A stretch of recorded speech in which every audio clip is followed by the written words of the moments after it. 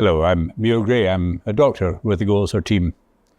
And we're really asking you to think about drugs, the drugs that have been prescribed for you.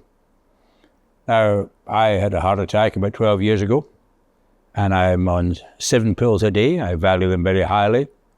But since my heart attack, I've had 400 boxes of pills and not one word about diet or exercise.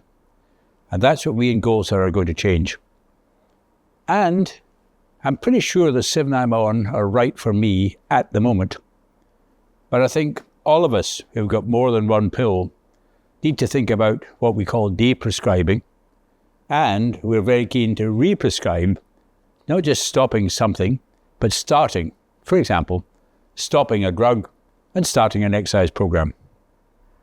Drugs are wonderful. They're necessary, but not sufficient. And now is the time to review the drugs you're on and see if they're all doing more good than harm. And if not, stop 1 or 2 and start something else for your physical well-being, your cognitive well-being, and your emotional well-being. It's time for reviewing the drugs we're on.